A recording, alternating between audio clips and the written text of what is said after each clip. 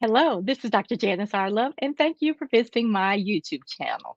Are you a woman who has multiple priorities and are you juggling several things? Well, I want you to meet a wife, a mother, a basically a pastor's wife, an executive pastor, mother of three, one who has an extensive health complications, and yet she's still queening, slaying, and praying and looking good while doing it. Well, stay tuned as we meet Lady Charlé Johnson, and we're going to be talking about basically when purpose collides with all the other things that are going on in your life. So stay tuned.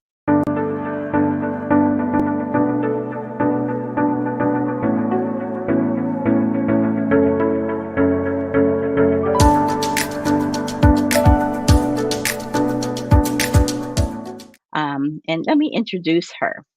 All right, we are joined today by Charlé Johnson. She's a wife, she's a mother of three, she is an author, and as you will learn very soon, she is just a joy and a ray of sunshine to anybody that she comes in contact with. She is the executive pastor of the Metropolitan Baptist Church in Los Angeles, and where her husband, Elton L. Johnson, is the senior pastor. She also oversees women's ministries, but everybody calls her Lady Charlé. And she enjoys things like dancing, mentoring young girls, spending time with her family. And she is, um, let me put it this way, her slogan is queening, praying, and slaying. And it's all about her passion for ministry, where the passion of ministry and fashion collide. I love it. I love it. Nothing like a girl that looks good and is sharing the good news of Jesus. All right. So she wears many hats, as you will learn as we have this conversation today. But she is a great example of being able to balance family and ministry. She is an author of a book called Stormwatch: The Sacrifice, the Survival, the Supernatural, which you will hear more about later. But everybody, please welcome to the stage Lady Charlé Johnson. Hello, good evening. Should I say good evening? We both, let's see, it's 5 o'clock Right, here. So it's about evening here too. So good right. afternoon, good evening to everyone. Thank you, Dr. Love, Dr. Janice, for having Yeah, me on tonight. It's a pleasure to be here with I you in know. this conversation.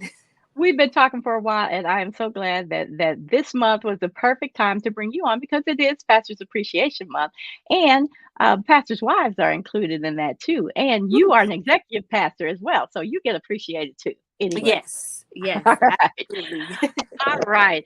So, as I mentioned, you wear a lot of hats. So, first of all, let's talk about the work that you're doing within your church. So, you are the executive pastor. How did that even come about? Oh, goodness. So, yes, I serve alongside my husband, who is the senior pastor, as the executive pastor of our Los Angeles and our Las Vegas locations. And they put out a ad for an executive pastor. He needed someone to help him execute every vision that he had. My husband has all of these, as most pastors do. He had all of these wild and crazy ideas, and he was like, I need somebody that can come in and, just focus on helping me pull this together and then give the information to the staff so that everybody knows what they're supposed to do. And after a while, our board was like, well, First Lady already does that. Like, I mean, I was doing it in the background just without the official title. Mhm. And so after a few years, they went ahead and just kind of put me in the role. We had talked about it. And as usual, the Lord had already confirmed in my spirit that I was going to be a pastor. But I was like, what? No, that's not me. I'm just married to the pastor. There you So it go. all made sense. It all made sense when it came together, when he told me that they had a conversation about it. And with being an executive pastor, is just pulling all the details together, coming up with strategies to execute, the Mhm. vision for the ministry, execute the vision of the pastor, and just getting everybody on board to be on one accord. I love it. So you had a certain skill set that was already there.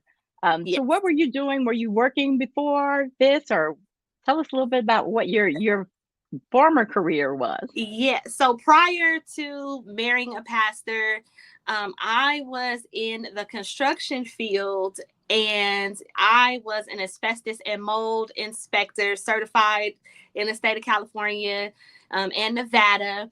But I believe my skill sets came from growing up in church and being in leadership pretty much my whole life, being a cheerleader, being a dancer, being dance captains, cheer captains, having my own dance group, my own praise dance group at my home church, and then as well as outside of church. And you just kind of learn, when putting on events. I also was a dancer for like musical theater. I've done a lot of shows on larger scales, and being behind the scenes and watching people operate and function in their own role, in their own lane, and then pull a show together or pull an event together. You just kind of pick that stuff up along the way. And I, had noticed that I was one of those people where I leave no stone unturned when it comes to planning an event. And that's, anything from a wedding to a revival Hmm. to a birthday party. We're going to make sure we get all the ducks in a row.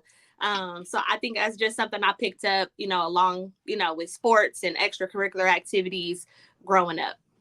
Okay, now we have something in common. I was the captain of the dance squad in high school, Okay. and also did a little majoretting in Oh, college. And nice. hey, I got some skills there too, girl. Yes. All right, so so basically, your husband is your boss. Yes. Okay, okay. Let's talk a little bit about that because, my husband and I work together on things, but, I'm not sure if he is my boss, how we would do things. Surely we would work it out. But so, how do you all keep from work entering the house? So it does, it gets difficult because just in a work environment, in general, you're not going to always agree with your boss. There Hmm. are Hmm. time demands that your boss expects.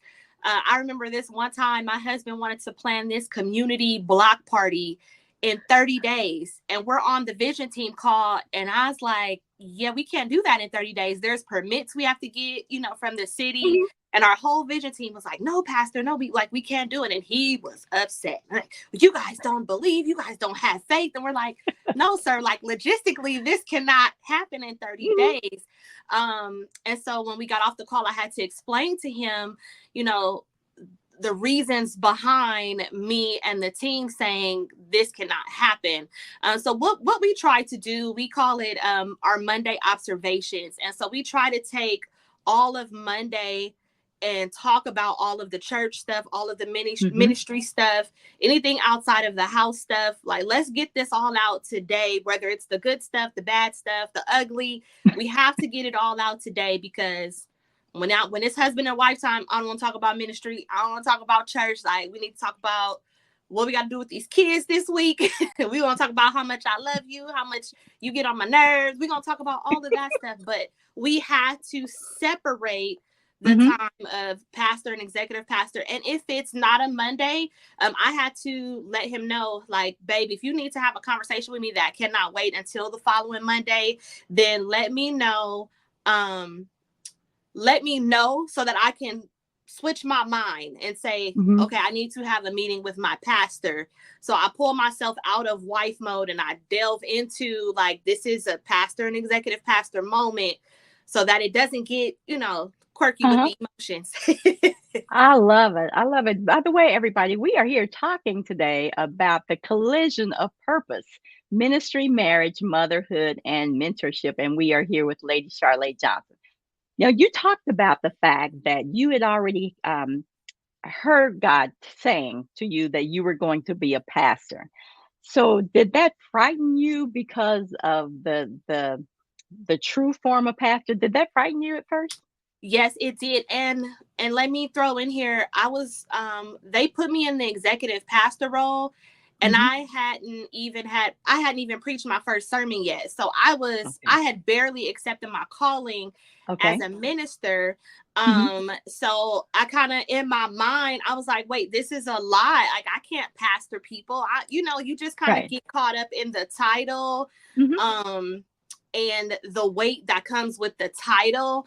But after a while, I was able to, settle into Mhm. it. But it was a transition, probably more so for me than the people. I mean, even our church was all on board, like, oh, first lady, that's our executive pastor. And they don't really call me executive pastor, Mhm. but they respect the role that I'm in. They still call me Lady Charlé because I've been, I was Okay. their first lady for 10 years before I became the executive pastor. So for them, it's like, you're still our pastor's wife. You're still, but when it comes to the meetings, they respect me in that role. But I think it definitely is difficult when you think about the weight of the pastoral role and title, and the sacrifices Mhm. that come with that. So yes. All right. So you and your husband have 3 children. And what are the ages of your children? So our first one, Evan, is 10. Middle child Elijah is 8, and our baby girl Charlie is 5 years old. So you stair steppers, basically. So you are raising young children. You Yes, are executive pastoring. yes, You are doing kind of your own thing with the queen and slaying and praying. yes. How do you manage all of that with little ones? Ooh, um, definitely with God's grace and God's wisdom. It is no easy task at all.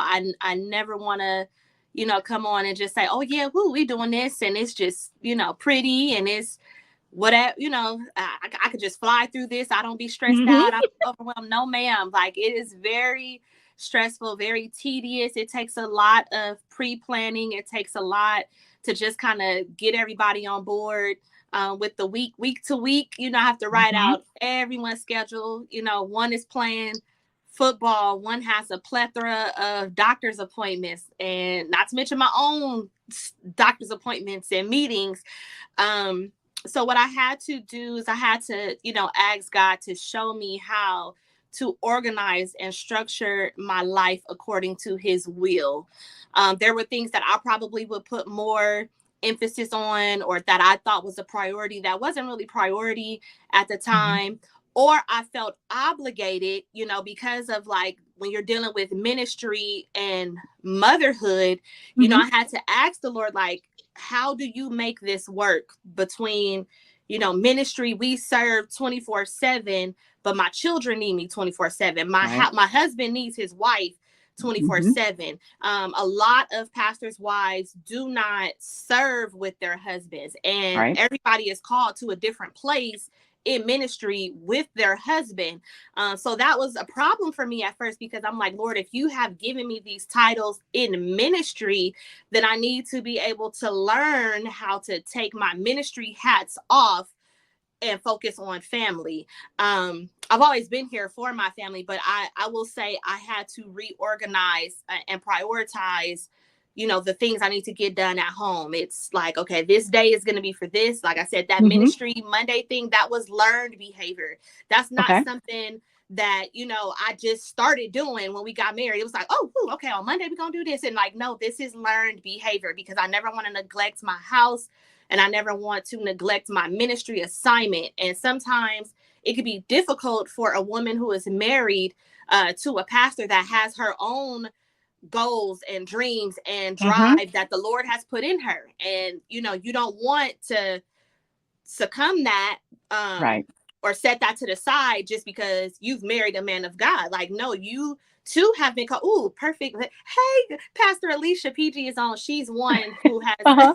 has helped me, learn how to balance the role of being a Hmm. mom and being a woman of God in ministry. Because in ministry, when you're called to ministry, you have to know how to do both. Your children have to rise up and call you blessed, right? Hmm. And then you Hmm. also have to be available for the people that need you to pray with them or minister to them. So it's learned behavior with wisdom and with God's grace.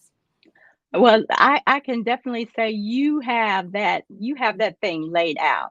And plus, you got the nerve to look good while doing it. I've seen some of these pictures out here. You look with you looking like the queen and that kind of stuff.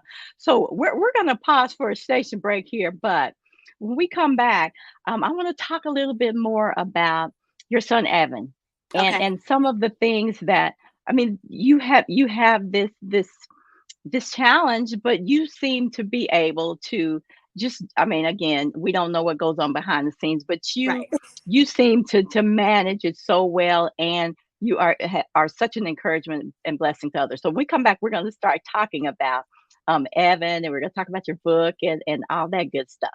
All All right. right. Are you a coach? How about a counselor? Are you a therapist? Maybe you're a wellness coach. Or are you a leadership or life coach? A pastor or a pastoral counselor? Are you helping others to achieve their goals? That means that you are a professional. But what if you could become an expert and establish your authority beyond your degree, certification, or license? What if you could create high quality learning materials, such as ebooks, videos, workbooks, and assessments? What if you could extend yourself beyond the one on one session and build your brand and increase your revenue? Learning for your clients 24/7 when they want it. Welcome to Pearls Perfected Institute, where you can become an expert and showcase your expertise. It's the home of the Client Learning Portal with easy to use course building technology and learning management for experts like you. Want to save time, increase engagement, empower your clients, measure progress? Want to have stress free tech? Yes. Now that's something to celebrate. Hi, I'm Dr. Janice R. the founder and CEO of Pearls Perfected Institute. We invite you to visit us at pearlsperfectedinstitute.com. All right. And once again, we are here with Lady Charlé Johnson and talking about the collision of purpose, ministry, marriage, motherhood, and mentorship here on Asking for a Sister Friend. So, girl, you have a fan club out there. People are out there just amening and cheering you on because you have shared so many good nuggets, not only just to help those who are married to ministry, but anyone who is trying to balance. Doing all the things that they feel like God has led them to do.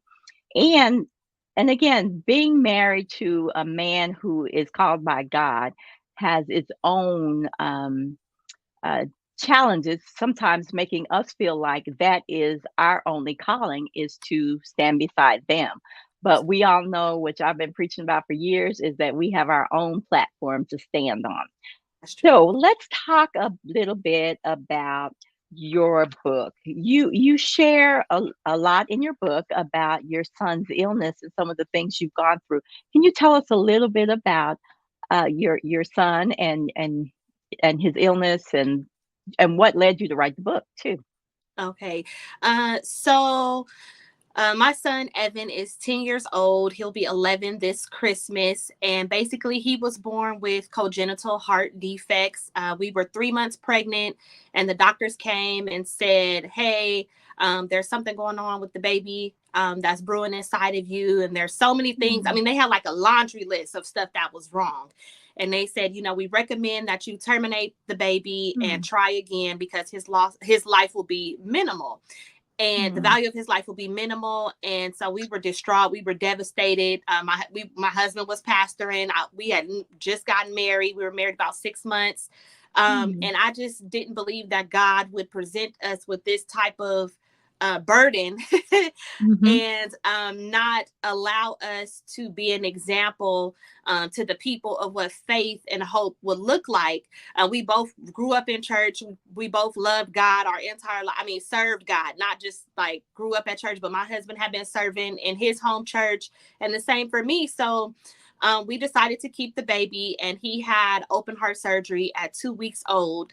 mm, Um, And when I tell you, this little boy has lived up and has like just thrived and beat every challenge that has been thrown his way. We are now up to, just this past December, he had his 6th open heart surgery. And I'm not talking Mm. about like small little, Mhm. attach something to your body and look at it on the screen. No, I'm talking, they have cut my baby's chest open, rib cage open, Mm. 6 times since he has been born. So we basically trusted God with his story, with his life. And the book, I wrote the book because I felt like the people needed to hear a modern day miracle story. My child was Uh, not supposed to make it to delivery. mhm. He was the only one out of all 3 of my children that had a natural delivery. And they Oh, were like, he's wow. too weak, he's not gonna make it. He was 4 pounds, he was not the size he was supposed to be for the open heart surgery. They wanted me to deliver an 8-pound baby. He was 4 pounds. He had his Right. first open heart surgery. He was 4 pounds, 2 weeks old. He has a pacemaker in because they had damaged the top of the heart and the bottom of the heart, the nerves. Mhm. There was nerve damage. So we are just the walking poster board of faith, modern day miracles. Where people are always looking for God to do something miraculous. They're looking for the days where he's digging, spitting in the mud and putting it in the man's eyes. And if there's Uh-huh. modern day miracles right here before our eyes. And I believe that is wrapped up in our son, Evan. So this book, it navigates the reader through our story as a family, as, I mean, my parents, our siblings, our village, our community, and just how we had to pull on God, how we questioned God, how we were angry with God, Mhm. how we went into depression, how we still maintained ministering while we were broken. There's a chapter in there from my husband as well, from, the father's angle. Okay. But it really is a good read for anyone who has lost hope, who has lost faith, anyone who has an illness, not just like a child with the illness, but if you Mhm. have an illness that you're trying to figure out, why would God do this to me? Or how do I make it through life and I have these challenges? This book is for you. It's called Stormwatch, and it's about the biggest storm of my life. Just the chapters are separated into weather categories. We talk about hurricanes, we talk about sunny days, cloudy days. It is really a good book, and I'm not saying this because I'm the writer, but I'm saying it because when I go back and I read it from Mhm. like the third eye or a different angle, it really does encourage anybody who is just in a storm and you don't see your way out. You don't see no light. You tired of people telling you to be strong. I'm talking to the people where you get tired of people telling you to hold on. It's going to be okay. No, I'm Right. not okay. Like, I'm Mhm. not okay. Stop telling me that it's going to be okay. Stop telling me to be strong. I'm tired of being strong. And I grew up, like I said, there are people out there that love the Lord, that are strong. But what about when, like, you get past that? What about when I'm past all the strength that I have and I'm just sitting here looking at my situation like it's not changing, Lord? What's next? So this book Ah. is for those people. Yeah, so once again, the name of the book is Stormwatch, and it is the what's the other words underneath The it? sacrifice, the survival, the supernatural. I love it. I love it. So yes, it's available on Amazon, right, as well as on your website, Yes, correct. right? If they ordered on your website, did they get a autographed copy? Yeah, so you know what? I now recommend they order from my website because Evan is into signing books now. He gets so excited. So before I was signing all the books, but now we both sign it. But you can't get that on Amazon because Amazon is gonna come straight from the publishing company. But when you order from the website, Evan and I both can sign it, and he's excited. He keeps the book in his backpack, like he knows that it's about him. So Oh, so yeah. he's a celebrity now, huh? Oh yeah, that's a whole different conversation. He is a character, my fifth grader. I love it. I love it. So her website is www.charlaekiana.com. So if you definitely want to order that book, yes, you can get an autographed copy from Evan. That is so sweet. I just want to come to California and give him a big old hug You because he should. sounds so sweet. I'm sure he's a boy sometimes. I mean, Mhm. and but he just seems so sweet, standing there Now holding you his little know umbrella. he's trying to come to your city because you know he is a Kansas City Chiefs fan. He is probably the biggest Chiefs fan that I know. Before they won the Super Bowl, my baby was a Chiefs fan. So he just went Girl, to the game last Sunday when they played the really, Chargers out here. He's trying to come to your city. So girl, bring him on, and he can stay with me. Cause I would love to meet him, and nothing like having a Chiefs fan out there in right, California. seriously, it ain't many I of them. love Not many. I know, but there's plenty of them, because the Chiefs got it going on. But we're not here to talk about the Chiefs, Right. right? We're here to talk about you and how you are doing all this stuff. All right, so I mentioned before, I mean, and then looking at that cover, girl, you're looking good. So I'm looking out here on Instagram. I see you queening and slaying and looking all cute with your crowns. And every time I have seen a picture of you, you got something that you done put together that is just always just like runway kinds of hmm stuff. hmm So I remember talking to you one time, and again, each time I talk to you, you always look glamorous. But I remember saying that pain isn't pretty, but purpose is, and Yes. you have a way of walking in your calling, standing on your platform, and doing it all while looking good. So tell us a little Yes. bit about that the slaying and queening. Tell us a little bit about that. Yeah, so the Lord had given me this a while back where as a woman, we just endure so much and Hmm. we beat ourselves up for a lot of things that we have gone through, and we can start to look like what we're going through. And Mm, so one day, when I kept seeing all of the, oh, pick your crown up, put your crown on, and then the Lord started dealing with me in that, like, it's not about you having to literally wear a crown every day, but you have to feel like a queen on the inside. So when we talk about queen and praying and slaying, it's first dealing with all of the internal stuff.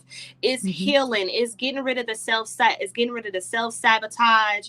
It's trying to remind yourself that it doesn't matter how many times you've fallen down, but how many times you've picking yourself back up. Like how many times have you bounced back and said, sis, keep going. Yes. And so with queen and praying and slaying, I just want to deal with the woman being reminded that no matter what you're going through, you don't have to look like you're going through. You don't have to Yes. wear your burdens. You don't have to go out here and just throw on your t-shirt, throw on your sweats. Now, if that's comfortable to you, that's Right. fine. But I want us to get away from having to be, all dolled up on the outside and then just being broken on the inside. Ooh, So that's I good. wanted That's to good. first like deal with the healing that's internal, deal with whatever unforgiveness that you're dealing with, the bitter, the trauma, all of that stuff that's on the inside that is leading to you wanting to wear a t-shirt and some sweats everywhere. So that's really what it's about. Now also I started with, I worked in construction, and so I didn't Mhm. get to look like this when I went to work. I always had on my hard hat, my boots, and Uh-huh. my dockers. So as far as like the outfits, like I put that together because I just love fashion. And so I realize people don't know how, not everybody is gifted with knowing what to put on for date night, knowing what to put Mhm. on, when they're going out with their girlfriends. So, I will dress you. Let me know if you need me to shop for you and I will do that. But ultimately the queen and praying and slaying is reminding every queen that you can turn your pain into purpose. Whatever your trauma is, whatever your heartbreak is, know that God has given you that thorn, that testimony to share with another woman to let her know that, sis, if I made it, you can make it too. That, sis, it's been days I didn't want to wear my crown, but even if it's tilted, and that's why you see the pictures with the tilted crown. The crown is just, I got the crown I'm holding on to my crown because those are the days that I like, Lord, it's a struggle, but I'm trying to hold on to my crown. I'm really just trying to make it through. So it's just a reminder to every woman that no matter what you've gone through, that you could rock your crown, you could hold it, you could crawl on the ground with it, sis. Just don't forget the queen that is inside of you. Amen. There's been times that the diamonds have fallen out of my crown, and I super glued them back in, girl, There you because go. I wasn't going down without the full There, crown. I tell there you. you go. There you You go. work a lot with the younger women. What are you seeing going on in the life of younger women where they need this encouragement more than ever? I think the insecurities are getting larger. Mhm. The insecurities because of social media. Mhm. That the social media thing just gives a false sense of what women look like every day or deal with every day. That's why I do try to like mix it up and say, okay, when you see me, I got an outfit put together, but it can be, I have on my Nikes Mhm. one day and then I have on my heels another day. So it's letting them know that what you see on social media is not always the case. Amen. A total woman is gonna have good days, bad days. That's why I post about my son when I'm in the hospital and I don't have on makeup. And I've Mhm. had people come on those posts like, "Oh, you could have beat your face today." I'm like, I'm at pre-op for surgery with my son. I don't care nothing about nobody's Mac or Right. I don't care about none of that. But I try to present myself so that the younger women can see, like, okay, this person is a mom, she's a wife, she's a business owner, and she looks like me. So Amen. it's they need somebody that is approachable, that is transparent, that is authentic. So Mhm. Mhm. they're not getting a lot of that. One of the things I tell the young women at our church is when you look for a role model, stop looking for these social media influencers and these Amen. celebrities, because your aunties, your moms, your grandmas are like the real MVPs. They are the role models of this generation that you need to look at how they manage their families, how they Mhm. stuck by with their husbands. My mom and my daddy been together since high school, and every time I said, "Whoo, like that, you the real MVP," because Amen. I've been married 13 years. We just celebrated our 13, I'm sorry, 12 years. We just Mhm. celebrated our 12-year wedding anniversary. And so when I look at my mom and dad situation, or my aunts and my grandmother, where, they were with their husbands, they stuck it out, they had the hard conversations. When you have real life stories like that, but then on social media, you see these celebrities that are just plopping and flopping around. Like, no, that's not real Yeah. life. Like, Mhm. people out here that are doing this every day, that are regular people, those are the role models that you need to talk to. So what I try to do is create panels, create platforms where they can have these interactions with real women. Yes, I can bring in, we could fly in women from across the state, the big names, we can do that, Right. but I need you to see Sister Jones, who grew Amen. up around the corner, that has a story that's gonna look like yours, and she gonna tell you, yeah, sometimes my husband got on my nerves, but he's sitting right here with me for 30 years. Or, yeah, my son was in and out of jail, but I was at every court session Mhm. that he had, praying him through. Yes, I had a daughter that was on Figueroa. Well, I don't know what the streets are out there, but Figueroa is a heavy Okay. is a heavy high trafficked street for Uh-huh. prostitutes and hookers. So yes, I had Ah. a daughter out there too. And you just they need to see real, authentic Amen. people. Amen. Because it's so easy to get so misguided on social media because again, everybody's posting the good and the great. Hmm. And it's important that we know that's not even real life. Right. That is just not real life. And there are people around them. Again, they're your neighbors, they are your relatives, they are at your Right. church who have stories that just can truly be a blessing and an encouragement. Okay, so Carol, as much as I hate to, we got to start wrapping it up. Okay. But what do you want to really our audience today? What do you really want them to hear about about how they can manage their lives with so many things going on? What do you want to share with them today?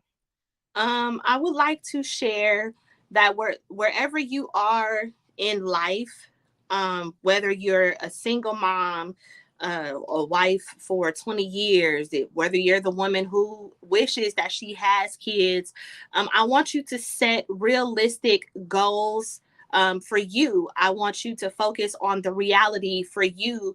Um, I had sat on a panel and they asked about, when you have dreams, you have visions, you have goals, how do you know what to approach first? And the first thing is, you Mm, have to look at your reality. Your reality may not be my reality. If you have a newborn and you're an entrepreneur, you probably can't be out, looking for buildings, or you can't be out having business meetings, but you can write all your visions down. You can write out mm, your plan, so that when your baby gets older and old enough to where you can start being out and about, then now, okay, I got all my ducks in a row. I've been saving money. I have an accountant. I know what investments I need. I got all my paperwork together. So now that it's time to go look for a building, or now that it's time to launch, I'm ready. So just focus on your reality and your moment right now, so that you mhm. can set and build from there.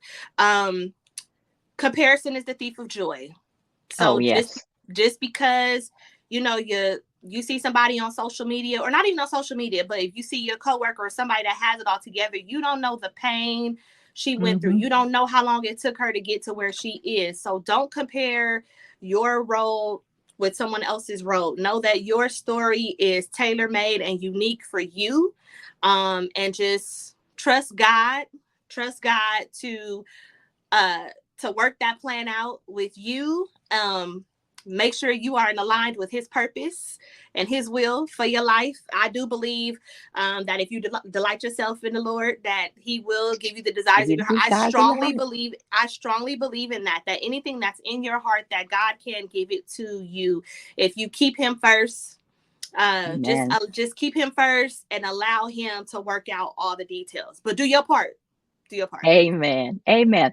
So, I have put your website up here, and they can find you at www.charlaykiana.com. And then you absolutely must follow her on Instagram. So we have been here for Asking for a Sister Friend, and we have been here with Lady Charlé Johnson, and we have been talking about the collision of purpose, ministry, marriage, motherhood, and mentorship. And she is doing it all with the grace of God. So, all right, I think that is it. We have wrapped up it all. And once again, thank you, Lady Charlay, for Thank joining me on you. today.